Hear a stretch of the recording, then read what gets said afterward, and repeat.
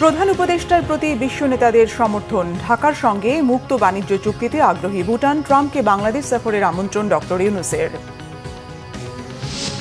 অন্তর্বর্তী সরকারের মেয়াদ বাড়লে সংকটও বাড়বে। দেশে নিরাপত্তা ও মানবাধিকার লঙ্ঘন হচ্ছে অভিমত বিশিষ্টজনদের। দ্রুত নির্বাচনের তাগিদ। গদবাঁধা নয়, পরিবর্তনের রাজনীতি করতে হবে মন্তব্য আমির খসরুর। জামাত ক্ষমতায় এলে দাবি আদায়ে রাস্তায় নামতে হবে না, অঙ্গীকার আমিরের। কমিশনের ওপর সরকারের পূর্ণ আস্থা আছে বলেছেন সিইসি। নির্বাচনের নামে প্রহসন থেকে বের হয়ে আসতে চায় ইসি, মন্তব্য কমিশনার সানাউল্লাহর। দেখছিলেন ক্রাউন সিমেন্ট সংবাদ শিরোনাম, এবারে বিস্তারিত। ক্রান্তিকালীন সময়ে বাংলাদেশকে তাদের দক্ষতা ও সহায়তা প্রদানের প্রস্তাব নিয়ে শুক্রবার নিউ ইয়র্কে অধ্যাপক মোহাম্মদ ইউনূসের হোটেল সুইটে তাঁর সঙ্গে সাক্ষাৎ করতে 1 ডজনেরও বেশি বিশ্ব নেতা জড়ো হন। তারা তাঁকে এবং অন্তর্বর্তীকালীন সরকারের প্রতি তাদের পূর্ণ সমর্থন প্রকাশ করেন। এছাড়া ভুটানের প্রধানমন্ত্রী বাংলাদেশের সঙ্গে মুক্ত বাণিজ্য চুক্তি স্বাক্ষরের প্রস্তাব দিয়েছেন। রকুনুজ্জামানের রিপোর্ট। শুক্রবার নিউ ইয়র্কে প্রধান উপদেষ্টা অধ্যাপক মোহাম্মদ ইউনূসের সাথে দেখা করেন 1 ডজনেরও বেশি বিশ্ব নেতা।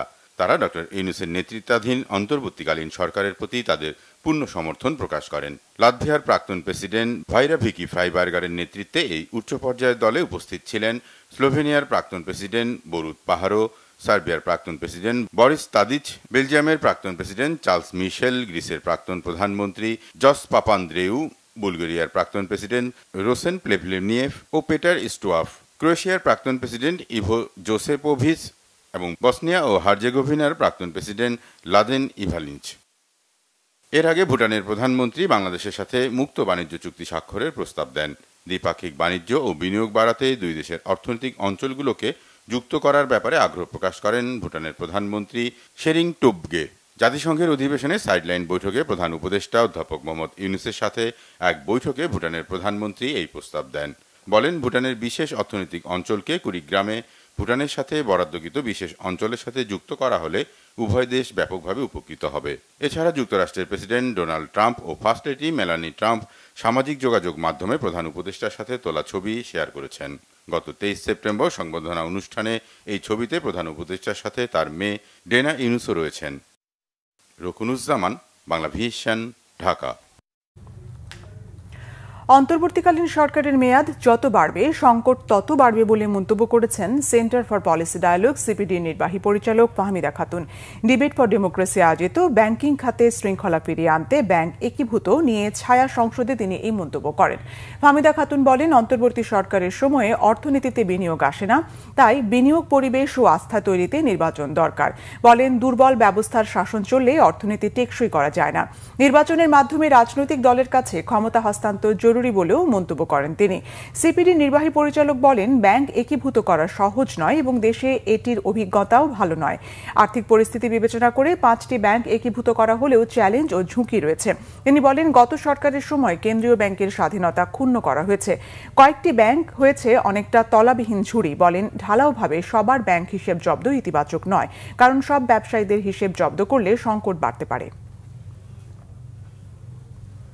জুলাই গণ অভ্যুত্থান পরবর্তী সময়ে দেশে নিরাপত্তা এবং মানবাধিকার লঙ্ঘন হচ্ছে। এই প্রেক্ষাপটে মানবাধিকার কমিশন সবচেয়ে প্রয়োজন ছিল।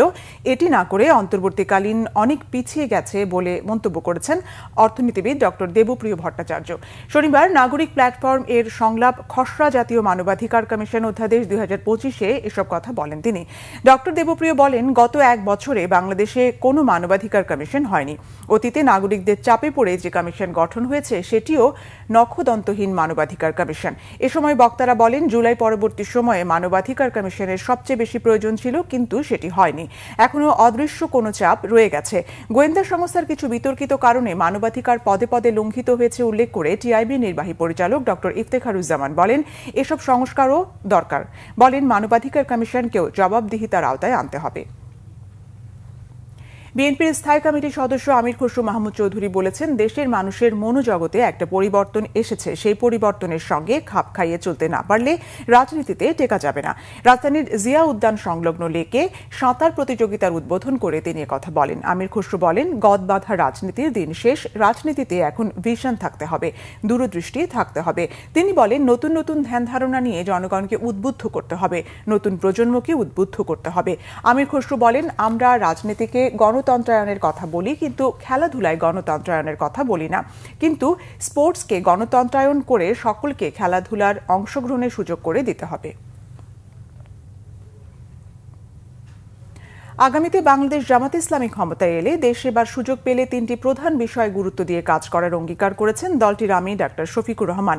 শনিবার রাজধানীর কাকরাইলে আইডিইবি ভবনে ফোরাম অব ডিপ্লোমা ইঞ্জিনিয়ার্স বাংলাদেশের বার্ষিক কাউন্সিল অধিবেশনের অনুষ্ঠানে যোগ দিয়ে তিনি এই অঙ্গীকার করেন। জামাত আমির বলেন, ক্ষমতায় এলে দাবি আদায়ে কাউকে 1 মিনিটের জন্য কর্মস্থল ফেলে রাস্তায় আসতে হবে না। ইনসাফের ভিত্তিতে যার যেটা পাওনা সেটা তার হাতে তুলে দেওয়া হবে। তিনি বলেন, তার দলের প্রধান কমিটমেন্ট তিনটি। প্রধান ফোকাস থাকবে, ভাঙাচোরা শিক্ষা ব্যবস্থা রাখা হবে না। যে শিক্ষা অনৈতিকতা তৈরি করে, মানুষকে দুর্নীতিবাজ বানায়, মানুষকে ইতর প্রাণী বানায়, সেই শিক্ষা দেব না। জামাত আমির বলেন, দুর্নীতির জোয়ার কেটে দেবেও। এই কথা শুনে অনেকের বুকে ধড়ফড় শুরু হয়েছে, অনেকেই তো আবার চলে এগুলো দিয়ে। কমিশন নিরপেক্ষ বলেই অবাধ সুষ্ঠু নির্বাচন দেওয়ার বিষয়ে আত্মবিশ্বাসী সরকার, বলেছেন প্রধান নির্বাচন কমিশনার। শনিবার রাজধানীর আগারগাঁও নির্বাচন কমিশন সচিবালয় অডিটোরিয়ামে Bangladesh election commission officers association আয়োজিত নির্বাচন কর্মকর্তা সম্মেলনে একথা বলেন প্রধান নির্বাচন কমিশনার এএমএম নাসির উদ্দিন। নির্বাচনের নামে প্রহসন থেকে বের হয়ে আসতে চায় কমিশন। সম্মেলনে উপস্থিত বিভিন্ন অঞ্চলের কর্মকর্তাদের উদ্দেশ্যে প্রধান নির্বাচন কমিশনার অবসরপ্রাপ্ত ব্রিগেডিয়ার জেনারেল সানাউল্লাহ এছাড়া রিটার্নিং কর্মকর্তার জবাবদিহিতা নিশ্চিত করা সহ এআই ব্যবহার ও সামাজিক যোগাযোগ মাধ্যমে ফেক আইডি ব্যবহার করে নির্বাচনের স্বাভাবিক গতিকে প্রভাবিত না করতে পারে সে বিষয়ে কমিশনকে কার্যকর পদক্ষেপ নেওয়ার আহ্বান জানান দেশের বিভিন্ন জেলা থেকে সম্মেলনে যোগ দেওয়া নির্বাচনী কর্মকর্তারা। এদিকে অতীতের যে কোনো নির্বাচনের চেয়ে আগামী সংসদ নির্বাচন চ্যালেঞ্জিং। এর মধ্যে এআই এর অপব্যবহার ও প্রবাসীদের ভোট গ্রহণ অন্যতম, বলেছেন ইসির সিনিয়র সচিব। আমাদের এই আস্থাটা, ওনারা যে বিশ্বাসটা, এটা ধরে রাখতে হবে। আমাদের প্রমাণ করতে হবে আমরা পারি। অতীতে যাই ঘটে থাকুন না কেন, আমাদেরকে প্রমাণ করতে হবে আমরা এটা পারি। এর কোনো ব্যতিক্রম হওয়ার কোনো সুযোগ নেই। আন্তর্জাতিক প্রসঙ্গ, ইরানের দক্ষিণাঞ্চলে 4টি পারমাণবিক বিদ্যুৎ কেন্দ্র নির্মাণে 25 বিলিয়ন বা $2,500 কোটি চুক্তি সই করেছে তেহরান ও মস্কো। শুক্রবার ইরানের আণবিক শক্তি সংস্থার তথ্যের মতে রাশিয়ার রাষ্ট্রায়ত্ত পারমাণবিক সংস্থা রোসাটম এবং ইরানের হরমুজ কোম্পানির সঙ্গে এই চুক্তি সই হয়েছে। এই চুক্তির আওতায় ইরানের হরমুজ গান প্রদেশের সিরিক শহরে 500 হেক্টর জায়গায় 4টি নতুন ইউনিট নির্মাণ করা হবে। প্রদেশটি সংযুক্ত আরব আমিরাত ও ওমানের কাছে অবস্থিত। এটি এমন এক সময় সামনে এলো যখন জাতিসংঘে চীন রাশিয়া যৌথভাবে ইরানের সমর্থনে একটি ভোটাভুটির আয়োজন করেছে। চীন রাশিয়া চায় পরমাণু ইস্যুতে ইরানের উপর যে নিষেধাজ্ঞা পুনর্বহাল করা হচ্ছে তা আরও 6 মাস পিছিয়ে দেওয়া হোক। বিশ্লেষকদের শঙ্কা, রাশিয়া ও ইরানের মধ্যে এই ধরনের চুক্তির ফলে ইরানের ওপর আরও নিষেধাজ্ঞা ও আক্রমণ চালাতে পারে পশ্চিমারা।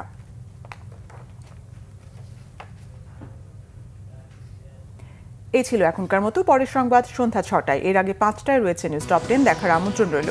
এছাড়া বাংলা ভিশন সংবাদ ও সংবাদ সংশ্লিষ্ট অনুষ্ঠান দেখতে ভিজিট করুন www.bbnews24.com ও facebook.com/banglavishannews এবং সাবস্ক্রাইব করুন youtube.com/banglavishannews। ধন্যবাদ।